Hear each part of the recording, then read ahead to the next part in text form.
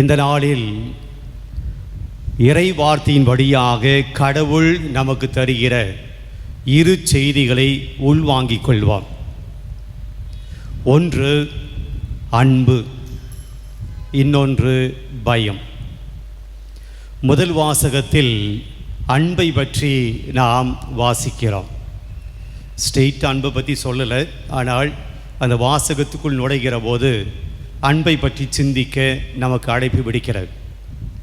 நற்செய்தி வாசகத்தில் சீடர்கள் பயந்தார்கள். படகு கவிழக்கூடிய மூழ்கக்கூடிய நிலையில் ஆண்டவரே நாங்கள் சாகப் போகிறோம் என சொல்லி பயந்து இயேசுவிடம் முறையிட்டதும் இயேசு அவர்களிடம் ஏன் அஞ்சுகிறீர்கள், ஏன் பயப்படுகிறீர்கள் என்று கேட்பதும் நாம் வாசித்தோம். ஆக இந்த அன்பு பயம் வாழ்க்கையில் மிக முக்கியமான ஒன்று.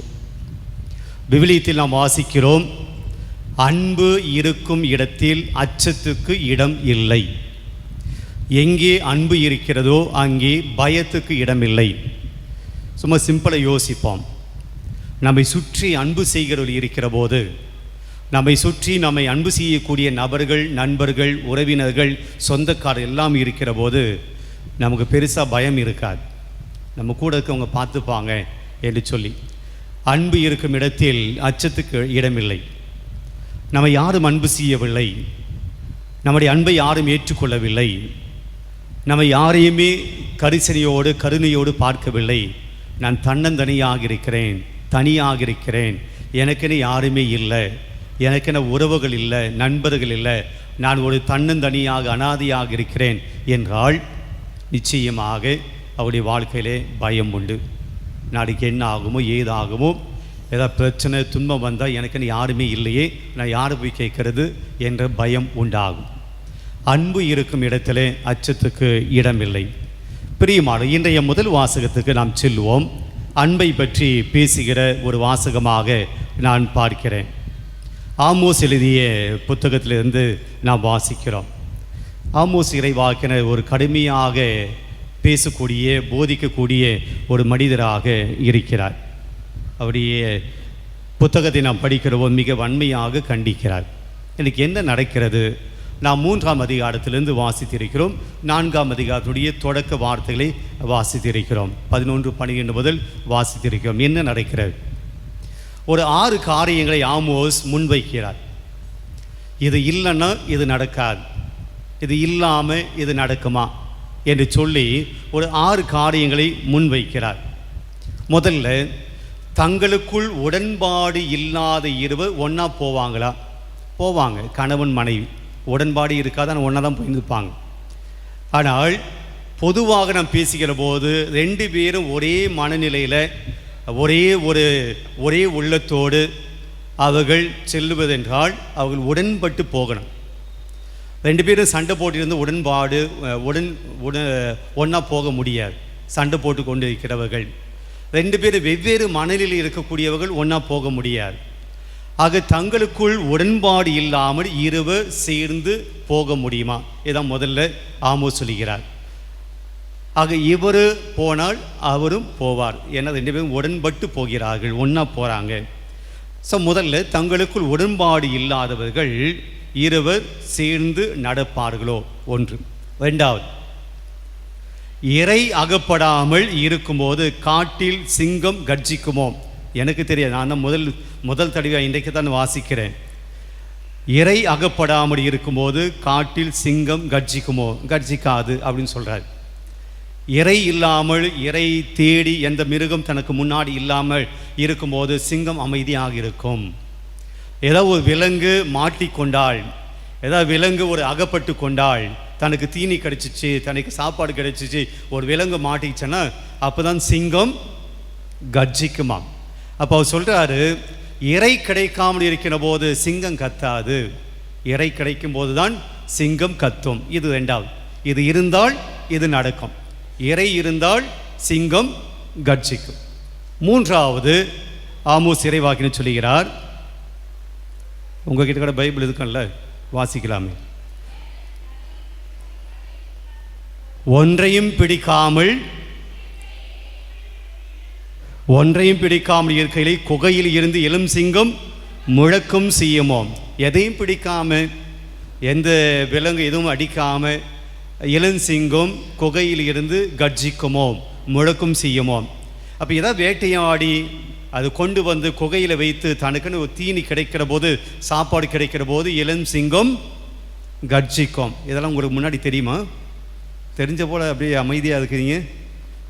இது எனக்கு புதுசாக இருக்கிறது. ஆக ஒரு தீனி கிடைச்ச உடனே ஒரு இளஞ்சிங்கம் அது விலங்கு அடித்து குகையில் வந்து வைக்கிற போது அப்படியே ஒரு சந்தோஷத்தில் கத்தும் போல இருக்கு. இளம் சிங்கம் கத்துமோ. மூன்றாவது. நான்காவது,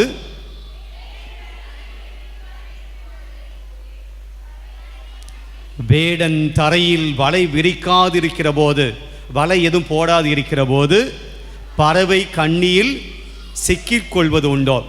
வலை எதுவும் விரிக்காமலேயே பறவை வந்து சிக்கிக்கொள்ளுமா? சிக்கிக்கொள்ளாது. அது வேடன் வலை விரித்தால்தான் பறவை சிக்கிக்கொள்ளும். ஆக பறவை சிக்கிக்கொள்ள வேண்டும் என்றால் அங்கே என்ன இருக்கணும்? வலை இருக்க வேண்டும். ஆக இது இல்லாமல் அது நடக்காது. ஐந்தாவது, ஒன்றுமே சிக்காது இருக்கும்போது பொறி தரையை விட்டு துள்ளுமோ. கிராமத்திலலாம் அந்த எலியை பிடிப்பதற்கு ஒரு சின்ன பொரியை போல வைப்பாங்க, பெருசிலை பிடிக்கிறதுக்கு வைப்பாங்க. அதுக்குள்ளே ஏதாவது கருவாடு ஏதாவது சாப்பிடக்கூடிய இது ஒன்று விற்கும். அது அந்த பெருசாலி உள்ளே போகிற வரைக்கும் அந்த பொறி கூண்டு வந்து அமைதியாக தான் இருக்கும். ஒன்ஸ் அந்த பெருச்சாலி உள்ளே போன உடனே என்ன ஆகும்? அந்த பொறி மாட்டிக்கிட்டு, பொறிக்குள்ள அந்த எலியை மாட்டிக்கிட்டு அது ரொட்டேட் ஆகும், இங்கே அங்கே போயிட்டு இருக்கும். அப்படின்னா உள்ளே மாட்டிக்கிச்சுன்னு அர்த்தம். சொல்கிறாரு ஆமோஸ் இறைவா. இதெல்லாம் எங்கே கண்டுபிடிச்சாருன்னு தெரியல அவர். ஆனால் சொல்கிறாரு, அந்த பொறிக்குள் எதுவுமே மாட்டாமல் இருக்கிற போது அந்த பொறியானது துள்ளுமோ? அது துள்ளாது, அது அமைதியாகத்தான் இருக்கும். 5 முடிச்சிட்டார். ஆறாவது, நகரில் எக்காலம் ஊதப்படுமானால் மக்கள் அஞ்சாமல் இருப்பார்களோ. எக்காலம் எதுக்கு ஊதுவாங்க? போர் தொடங்குவதற்கு முன்பாக ஊதுவார்கள். ஆக போர் தொடங்க போகிறது, எக்காலம் ஊத போகிறார்கள். எக்காலம் ஊதுகிற போது வீட்டில் அமைதியாக உட்காந்து டிவிக்கு முன்னாடி சீரியல் பார்த்து கொண்டிருக்க முடியுமா?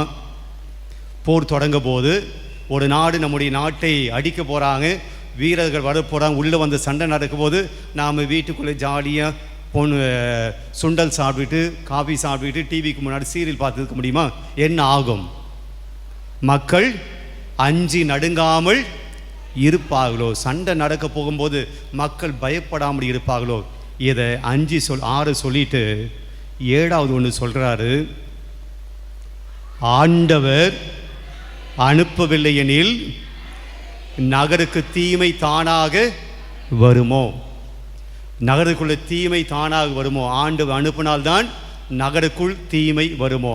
அதையும் சொல்லிட்டு இன்னொன்று சொல்கிறாரு, ஆண்டவர் பேசவில்லை என்றால், ஆண்டவர் சொல்லவில்லை என்றால் இறைவாக்கினர் இறைவாக்கு உரைப்பாரோ. என்ன சொல்ல வர ஆமோசு? இது நடந்தால் இது இருந்தால் இது நடக்கும், இது இல்லை அப்படின்னா இது இருக்காது. அதுபோல் ஆண்டவர் சொல்லனா நாங்கள் யார்? இறைவாக்கினர் இறைவாக்கு உரைக்க மாட்டாங்க. ஆனால் ஆண்டவர் சொல்லிட்டாருன்னா இறைவாக்கினர் கண்டிப்பாக சொல்லுவாங்க. ஆண்டவர் பேச சொல்லிட்டாருன்னா நாங்கள் கண்டிப்பாக பேசுவோம். ஆண்டவர் பேசக்கூடாதுன்னா நாங்கள் கண்டிப்பாக பேச மாட்டோம். ஆமோஸ் இறைவாக்கினர் ஒரு செய்தியை சொல்வதற்காக இந்த லாஜிக்காக பேசுகிறான் அப்படின்னு சொல்லுவாங்களே, கரெக்டாக பேச அப்படின்னு சொல்லுவாங்க இல்லையா, இந்த லாஜிக்கு கொண்டு வரார். இது இல்லாமல் இது நடக்காது, இது இல்லாமல் இது இருக்காது, இது இல்லாமல் இது இயலாது சொல்லிட்டு கடவுள் சொல்லாமல் நான் இங்கே வந்து பேசலை. அப்போ நான் பேச போகிறது நான் பேசுனதல்ல, யார் சொல்ல போகிறது? கடவுள் சொன்னதை தான் நான் சொல்கிறேன். நானாக எதையும் சொல்ல, கடவுள் சொன்னதனால் நான் சொல்லுகிறேன். கடவுள் எதை சொன்னாரோ அதை நான் சொல்ல போகிறேன் சொல்லிட்டு சொல்கிறாரு, சோதாம் கொமோரா இந்த நகரத்தில் கந்தக மழை பெய்து நிறைய மக்கள் இறந்து போனார்கள். அதுபோல கடவுள் உங்களை சில பேரை தண்டித்திருக்கிறார். எப்படி தண்டிச்சிருக்கிறார்? கொஞ்சம் பேர் தண்டிக்கல, கொஞ்சம் பேரை தண்டித்திருக்கிறார். அதுக்கு ஒரு ஓமையை சொல்கிறார். மரக்கட்டை நெருப்பில் விட்டு எடுக்கிற போது என்ன ஆகும்? மரக்கட்டை நெருப்பில் வச்சு எடுக்கிற போது என்ன ஆகும்? கொஞ்சம் நெருப்பில் இருப்பதெல்லாம் அது நெருப்பாய் மாறும். நெருப்பில் படாத கட்டை அது அப்படியே இருக்கும். நீங்கள் அடுப்பில் கட்டையை வச்சிங்கன்னா அந்த நுனி முதல் இந்த நுனி வர அப்படியே எரிஞ்சிடாது. கொஞ்சம் கொஞ்சமாக நெருப்பில் போகிற போதுதான் அந்த கட்டை எரியும். சொல்கிறது பாதி கட்டை நெருப்பில் எரிஞ்சிச்சு, பாதி கட்டை இன்னும் நெருப்பில் எரியலை. கொஞ்சம் பேர் ஏற்கனவே நான் தண்டிச்சிட்டேன். அடுத்தது எரியாதவங்கள், தண்டிக்கப்படாதவர்கள் எல்லாம் இங்கே தான் இருக்கிறீங்கன்னா, தண்டிக்கப்படாதவர்கள் தண்டிக்கப்படுவார்கள். எனவே கடைசி வார்த்தை சொல்லுது, கடவுள் உங்களை சந்திக்கிற நாள் வந்துடுச்சு, கடவுள் சந்திக்க போகிறார், தயாராய் இருங்கள். பிரியமானவர்களே, இதில் அன்பு எங்கே இருக்கு? அன்பு இந்த வாசத்துக்கு முன்னாடி வருது. ஆமோஸ் இறைவாக்கியன் சொல்றாரு, உலகத்திலே இருக்கக்கூடிய எல்லா மக்களையும் விட எகிப்திலே இருக்கக்கூடிய இஸ்ராயேல் மக்களை அவங்களை அன்பு செஞ்சேன். உங்கள் மீது நான் அதிகமாக அன்பு வைத்தேன். எல்லா மக்களையும் விட நீ எனக்கு பிடித்தமான மக்களாக இருந்தீங்க. ஆனால் நீங்கள் என் பேச்சை கேட்கல. நான் உங்களை தண்டித்தேன், ஆனாலும் கூட நீங்கள் என் பக்கம் திரும்பவே இல்லை. கொஞ்சம் பேர் நான் தண்டிச்சிருந்தாலும், கொஞ்சம் பேர் நான் பனிஷ் பண்ணியிருந்தாலும் கூட மற்றவங்க என் பக்கம் நீங்கள் திரும்பி வரலை. நீங்கள் பாவம் செஞ்சுட்டே இருந்தீங்க. இப்போ இஸ்ராயேல் மக்கள் கடவுள் அவங்களை தண்டிச்சிருந்தாலும் அந்த மக்கள் ஏன் பாவத்தை விட்டு வரலை? கடவுள் சில பேரை தண்டித்திருந்தாலும் மற்ற மக்கள் ஏன் திரும்பி மனம் மாறி வரலை? அப்படின்னா அவங்களுடைய கான்செப்ட், அவங்களுடைய நினைவு என்னன்னா, அவங்களுடைய எண்ணம் என்னன்னா, நம்முடைய கடவுள் அன்பான கடவுள், நம்முடைய கடவுள் கருணை மிக்க கடவுள், நம்முடைய கடவுள் ரொம்ப இரக்க கொண்ட கடவுள். அவர் நம்மை தண்டிக்க மாட்டார். அன்பு செய்கிற கடவுள் தண்டிப்பாரா? கருணை காட்டக்கூடிய கடவுள் நம்மை தண்டிப்பாரா? அதெல்லாம் தண்டிக்க மாட்டார். இவங்களுக்கு நடந்த ஆபத்து, தண்டனை எல்லாம் ஆண்டவரால் வரல, அது ஏதோ வேற விதத்தினால வந்தது. அதனால தான் சொல்லுகிறார் ஆமோஸ் இறைவாக்கினர், கடவுள் தண்டிக்காமல் ஆபத்து நகருக்குள் வரும். அப்போ என்னன்னா, டேக் ஃபார் கிராண்டட். சில பேருக்கு தண்டனை வந்திருக்கு, சில பேர் பனிஷ் பண்ணியிருக்க கடவுள். ஆனால் அவங்க என்ன நினச்சாங்கன்னா, இது கடவுளெல்லாம் தண்டிக்கலை, அவங்களுக்கு ஏதோ பிரச்சனை வந்து செத்து போயிட்டானுங்க, அவனுக்கு ஏதோ துன்பம் வந்து செத்து போயிட்டாங்க, கடவுள் நம்மளை தண்டிக்க மாட்டார், ஏன்னா அந்த கடவுள் அன்பான கடவுள். இந்த கான்செப்ட் நமக்கும் இருக்கிறது. நம்முடைய கடவுள் அன்பான கடவுள், அதனால் நம்மை தண்டிக்கவே மாட்டார். அன்பு செய்கிறவர்கள் தண்டிக்க மாட்டாங்க. அன்பு என்பது பனிஷ் பண்ணாது, அன்பு என்பது கண்டிக்காது, அன்பு என்பது ரொம்ப ஃப்ரீயாக விட்டுடும், அன்பு என்பது சுதந்திரமாக விடும். உங்களை பார்த்து நான் கேட்குறேன், எந்த அப்பா அம்மாவாவது உங்கள் பையனையோ பொண்ணையோ நீங்கள் அன்பு செய்கிறீங்க, ரொம்ப அன்பு காட்டுறீங்க, அவள் ஊதாரித்தனமாக சுற்றிட்டு இருக்கான் என்னை வைத்து கொண்டால் என்ன செய்வீங்க? உங்களை பார்த்தா அப்படியே விட்டுடுவீங்க பொழுதுதே, எப்படியா போ அப்படின்ட்டு. உண்மையாக நீங்கள் அன்பு செய்கிறீர்கள் என்றால், உங்களுடைய பிள்ளைகள் ஊதாரித்தனமாக போகிற போது என்ன செய்வீங்க? ஐயோ, என் பிள்ளையை நான் கண்டிக்க மாட்டேன், அவனை ரொம்ப அன்பு செய்கிறேன், அவன் மேலே எனக்கு ரொம்ப அன்பு உண்டு, அவனை எனக்கு ரொம்ப பிடிக்கும், என் பையனை ரொம்ப பிடிக்கும், என் மகளை ரொம்ப பிடிக்கும், அவன் இஷ்டத்துக்கு இருக்கட்டும், அவன் சந்தோஷமாக இருக்கட்டும், மகிழ்ச்சியாகட்டும். சில பெற்றோர்கள் இன்றைக்கி அப்படி தான் இருக்கிறாங்க. கேட்கறது கிடையாது. பிள்ளைகளை தப்பு பண்ண கேட்கறது கிடையாது. கோயிலுக்கு ஏன் வரலன்னா கேட்கறது கிடையாது. பூசைக்கு ஏன் வரலன்னு கேட்கறது கிடையாது. கேண்டீன்ஸ் ஏன் வரலன்னு கேட்கறது கிடையாது. என் பையன் சந்தோஷமாகணும், அவன் டியூஷனுக்கு போகணும், அவன் இதுக்கு போகணும், அதுக்கு போகணும், அது வேறு சாப்டர் விடுவோம். அப்போது அன்பு செய்கிற போது என் பிள்ளையை நான் அப்படியே விடமாட்டேன். உண்மையாக ஒரு அப்பா தன்னுடைய பிள்ளைகளை அன்பு செய்யணும், கண்டிக்கிறார். ஒரு அம்மா தன்னுடைய பிள்ளையை உண்மையாக அன்பு செய்யணும், தப்பு செய்கிற போது கண்டிக்கிறாங்க. அதுதான் அன்பு. கண்டிக்காமல் அப்படியே விட்டு விடுவது ஊதாரித்தனமாய் வாழ்வதற்கு அனுமதிப்பது சமம். அப்போ அன்பு என்றால் அப்படியே விட்டு விடுவதா, தவறு செய்கிற போது சுட்டி காட்டுவதா? தவறு செய்கிறவர் சுட்டி காட்டுவது. அதுதான் ஆமோஸ் இங்கே சொல்கிறாரு. கடவுள் அன்பானவர் தான், கருணை மிக்கவர் தான், அவங்க மேலே பாசம் வைத்திருக்கவர் தான், எகிப்திலிருந்து உங்களை வழிநடத்தி வந்த கடவுள் தான். ஆனால் அந்த கடவுள் உங்களை அன்பு செய்கிற கடவுள், நீங்கள் தப்பு பண்ணால், நீங்கள் பாவம் செஞ்சால் தண்டிக்கக்கூடிய கடவுளும் கூட. பிரியமான பல சமயத்தில் நம்முடைய ஆன்மீக வாழ்க்கையில் கூட நாம் அதுபடியாகத்தான் வைத்திருக்கோம். கடவுள் என்னை தண்டிக்க மாட்டார், கடவுள் என்னை அன்பு செய்கிறார், கடவுள் மேலே நான் ரொம்ப இரக்கம், ரொம்ப அன்பு வச்சுருக்கேன், நான் பூசைக்கு போகிறேன், அதனால் என்னுடைய பாவ வாழ்க்கைக்கெல்லாம் கடவுள் எனக்கு பனிஷ் பண்ண மாட்டார். அன்பு இருக்கக்கூடிய இடத்தில் கண்டிப்பும் இருக்கணும். அன்பும் கண்டிப்பும் ஒன்றாக இருக்க வேணும். விவிலியத்தை வாசிக்கிறோம், பிரம்பு எடுக்காத தந்தை தன்னுடைய மகனை கட்டுப்படுத்த இயலாது. பிரியமானவர்களே, ஆண்டவர் முதல் வாசல் சொல்லக்கூடிய செய்தி, ஆண்டவர் அன்பானவர், ஆண்டவர் இரக்கமுடையவர். ஆனால் நாம் தவறி செல்கிற போது அவர் நம்மை தண்டிக்கிறார், எச்சரிக்கை கொடுக்கிறார். மனசாட்சி வழியாக நீ தப்பு பண்ணுற, நல்லதில்லை. அப்பா அம்மா வழியாக கடவுள் சொல்கிறார், இது தப்புடா, பண்ணாத, தப்புமா பண்ணாத, போகாத, வேண்டாம் என்று அப்பா வழியாக, அம்மா வழியாக, பெரிய வழியாக நமக்கு சொல்லுகிறார்கள். குருக்கள் மறையுறை வழியாக, பிரசங்கத்தின் வழியாக, இது தப்பு, இது பண்ணாதீங்க, கடவுள் இப்படி சொல்கிறார், இது செய்யாதீங்க, இது பாவம், இது நல்லதல்ல, இது குடும்பத்துக்கு நல்லதில்லை, வாழ்க்கைக்கு நல்லதில்லை, பிள்ளைகளுக்கு எதிர்கால வாழ்க்கைக்கு நல்லதில்லை என்று மறையுறை வழியாக ஆண்டு சொல்கிறார். ஆனால் அந்த மக்கள் என்ன நினைச்சாங்க? அதெல்லாம் ஒன்றும் கிடையாது, நம்முடைய கடவுள் அன்பு செய்கிறார், நமக்கு ஒன்றும் நடக்காது. பிரியமான கடவுள் இன்றைக்கு எச்சரிக்கை கொடுக்கிறார், மனசாட்சியின் வழியாக நம்மை எச்சரிக்கிறார். கடவுளுக்கு விரோதமாக போகிற போது தண்டனை இருக்குது. கடவுளுக்கு விரோதமாக போகும்போது அப்பா அம்மா வழியாக எச்சரிக்கை கொடுக்கிறார், ஆசிரியர்கள் வழியாக எச்சரிக்கை கொடுக்கிறார், குருக்கள் துறவிகள் வழியாக எச்சரிக்கை கொடுக்கிறார், நண்பர்கள் வழியாக எச்சரிக்கை கொடுக்குறாங்க, நமக்கு தெரிந்தவர் வழியாக எச்சரிக்கை கொடுக்கிறார். தப்பு, வேணாண்டா, பண்ணாத, செய்யாத. ஆனால் நாம் கடவுள் அப்படியெல்லாம் பண்ண மாட்டார். ரொம்ப அன்பானவர், ரொம்ப இரக்கமுடையவர்.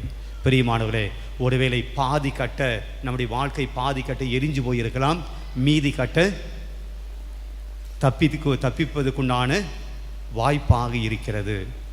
மீதி எரிஞ்சு போகாமல், மீதி வாழ்க்கையும் நாம் இழந்து விடாமல், இருக்கக்கூடிய மீதி வாழ்க்கையிலும் கூட நாம் பாவம் செய்து நாம் கருகி போகாமல் நாம் பார்த்து கொள்ள வேண்டியது மிக முக்கியமானது என்பதுதான் இன்றைக்கு முதல் வாசகம்.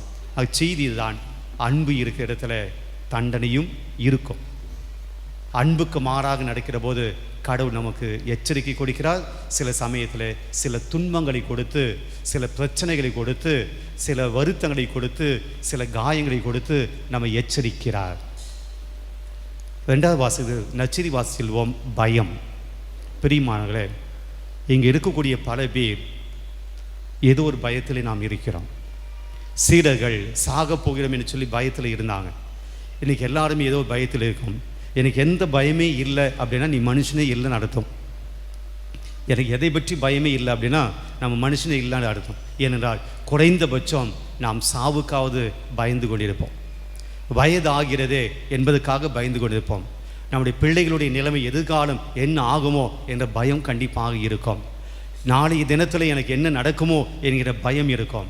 சில இழப்புகள் வருகிற போது, சில கஷ்டங்கள் வருகிற போது, பிரச்சனைகள் வருகிற போது நமக்குள்ளே ஒரு பயம் ஏற்படும். சில பேர் இருளை பார்த்து பயப்படுவார்கள், சில பேர் சில ஆட்களை பார்த்து பயப்படுவார்கள், சில சம்பவங்களை பார்த்து பயப்படுவார்கள், கடந்த கால அனுபவங்களை நினைத்து இன்றைக்கும் பயந்து கொண்டிருப்பார்கள். பயம் என்பது மனிதனுடைய வாழ்க்கையில் கண்டிப்பாக இருக்கும். எனக்கு பயமே இல்லை அப்படின்னு சொன்னீங்கன்னா பொய் சொல்கிறீங்கன்னு அர்த்தம். ஏதோ ஒரு பயத்தில் நாம் இங்கே வாழ்ந்து கொண்டிருக்கிறோம். பிரியமானவரே, இன்னைக்கு ஆண்டு ஏன் பயப்படுறீங்க, ஏன் அஞ்சுகிறீர்கள்? இந்த கேள்வி நாம் கேட்டு பார்ப்போம். ஏன் பயப்படுறோம், ஏன் அஞ்சுகிறோம்? பிரியமானவர்களே, பயத்தினால் வரக்கூடிய ஆபத்துக்களை நாம் நினைச்சோம் அப்படின்னா, அதை சிந்தித்தோம் அப்படின்னா, அந்த பயம் இல்லாமல் வாழ்வதற்குண்டான முயற்சி எடுப்போம். பயத்தினால் வரக்கூடிய ஆபத்து என்ன உங்களுக்கு தெரியும். பயத்தினால் வரக்கூடிய ஆபத்து ஒன்று, மருத்துவம் சொல்கிறது, நாம் நம்முடைய உடல் சுகத்தை இழக்கிறோம். பயந்தவர்கள் நிம்மதியாக தூங்க முடியாது, பயந்தவர்கள் நிம்மதியாக சாப்பிட முடியாது, பயந்தவர்கள் நிம்மதியாக அவருடைய வேலைகளை செய்ய முடியாது, அவர்கள் இயல்பாகவே இருக்க முடியாது, சந்தோஷமாகவே இருக்க முடியாது, மகிழ்ச்சியாகவே இருக்க முடியாது. ஆக பயம் உங்களுடைய உடலை பாதிக்கும். மருத்துவம் சொல்லுகிறது, உங்களுடைய இதயத்தை பயம் பாதிப்பு அடைய செய்யும். உங்களுடைய பிரெயின், உங்களுடைய மூளையை பயம் பாதிக்கிறது. உங்களுடைய இம்யூன் சிஸ்டம் அது பயத்தினால் பாதிக்கப்படுகிறது.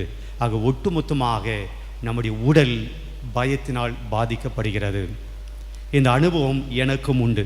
கடந்த சில ஆண்டுகளுக்கு முன்பாக ஒரு காரியம் வாழ்க்கையில் நடந்தபோது ஒரு சில நாட்களாக ஒரு சில வாரங்களாக பயந்த நிலை இருந்தபோது கிட்டத்தட்ட நான் ஒரு 4 கிலோ இறங்கி போயிட்டேன். உடல் எடை குறைந்து போனது. அது பின்பாக தான் அதிலிருந்து மீண்டு வருகிற போது நான் மீண்டும் அந்த பழைய நிலைக்கு வந்தேன்.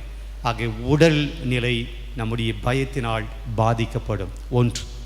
ரெண்டாவது, பயம் நம்முடைய செயல்பாடுகளை தடுக்கும். நீங்கள் தைரியமாக எதுவும் பண்ண மாட்டீங்க. எதைக்கு எடுத்தாலும் யோசிச்சுனே இருப்பீங்க. தோத்துட்டா, பிரச்சனை வந்துட்டா, முடியாமல் போயிட்டா, என்ன ஏதாவது ஆயிட்டா என்று நீங்கள் எதையுமே செய்ய மாட்டீங்க. வாழ்க்கையில் முன்னேறுவதற்கு மிகப்பெரிய தடை பயம். தோத்தாலும் பரவாயில்ல ஜெயிப்போம், தோத்தாலும் பரவாயில்ல செய்வோம் என்ற மனநிலை நமக்கு வராது. எதைக்கெடுத்தாலும் நம்ம காரணம் கண்டுபிடிப்போம். அன்றைக்கி அங்கே பண்ண தோத்துட்டேன், இங்கே பண்ண தோத்துட்டேன், அவங்க அப்படி பண்ணாங்க தோத்துட்டாங்க, நானும் பண்ணால் தோத்துடுவேன், ஐயோ வேண்டாம் வேண்டாம் என்று நம்முடைய வாழ்க்கையில் முன்னுக்கு வராமல் நாம் அப்படியாக இருப்போம். ரெண்டாவது, நம்முடைய முன்னேற்றம் தடைபடும். மூன்றாவது, பயந்தவர்கள் தங்களுடைய உறவுகளை விட்டு விடுவார்கள். உறவு நிலை பாதிக்கும். பேச மாட்டாங்க, சந்தோஷமாக இருக்க மாட்டாங்க, ஃப்ரெண்ட்ஸோடு போக மாட்டாங்க, குடும்பத்தோடு ஒட்டி உறவாட மாட்டாங்க, ஏதோ பறிகொடுத்து போல அவர்கள் இருப்பார்கள். உறவு நிலை பாதிக்கப்படும். நான் நிறைய சொல்லிட்டு போகலாம். கடைசியாக நான் சொல்ல வருகிறேன், பயம் கடவுள் மீது இருக்கக்கூடிய நம்பிக்கையை இழக்க வைக்கும். பயம் கடவுளுடைய அற்புதங்களை காண செய்யாது. கடவுள் நம்மை வழிநடத்தி கொண்டு வருகிறார் என்பதை பார்க்காது. அவருடைய பார்வையெல்லாம் பயத்தின் மீது இருக்குமே ஒழிய கடவுள் இத்தனை நாள் நம்மை வழிநடத்தி வந்தாரே அதை பார்க்காது. அதுதான் நீ நற்செய்தி வாசகத்தில் நான் வாசித்தோம். கடவுள் பக்கத்தில் இருக்காரு, ஆனால் பயத்தினால் எதை பார்த்தார்கள்? சுத்தம். நற்செய்தி படித்தோம்ல, சீடர்கள் எதை பார்த்தார்கள்? அலைகளை பார்த்தார்கள், கடலின் கொந்தளிப்பை பார்த்தார்கள், படகு மூடுவதை பார்த்தார்கள், பக்கத்தில் இருக்கக்கூடிய இயேசுவை பாருங்கள். உங்களுடைய பயம், நம்முடைய பயம் கூட பயத்தை தான் பார்க்க வைக்குமே ஒழிய என் கடவுள் என்னை வழி நடத்தி வராரு, இத்தனை வருஷம் என்னை வழி நடத்தினாரு, இனிமேலும் வழி நடத்துவார் என்று கடவுள் செய்த அற்புதங்களையும் கடவுள் வழி நடத்தி வந்த அந்த பாதுகாப்பையும் பார்க்காது. நமக்கு அவநம்பிக்கை வந்துடும். கடவுள் செய்த காரியங்கள் மீது அவநம்பிக்கை வந்துடும். ஆக பயம் இருக்கும் இடத்தில் நாம் உடல் சுகத்தை இழக்கிறோம், மன நிம்மதியை இழக்கிறோம், நம்முடைய முன்னேற்றத்தை இழக்கிறோம், நம்முடைய உறவுகளை இழக்கிறோம், நம்முடைய விசுவாசத்தை இழக்கிறோம். ஆக பயத்திலிருந்து வெளியே வரணும்னா என்ன பண்ணணும்? பயத்தை நாம் ஒரு பிரச்சனையாகவே பார்க்காமல் போனால் போகட்டும், வந்தால் வரட்டும், நான் செய்ய வேண்டியதை செய்வேன் என்று சொல்லி நாம் துணிச்சலோடு நாம் வர வேண்டும்.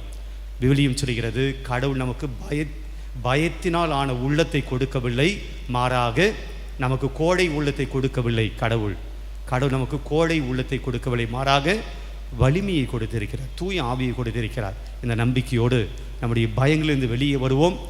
கடவுள் அன்பானவர், ஆனால் தவறி செல்கிற போது கடவுள் நம்மை தண்டிக்கக்கூடியவர் என்பதை மனதில் வைத்து தவறுகள் பாவங்கள் செய்வதிலிருந்து விடுபடுவோம்.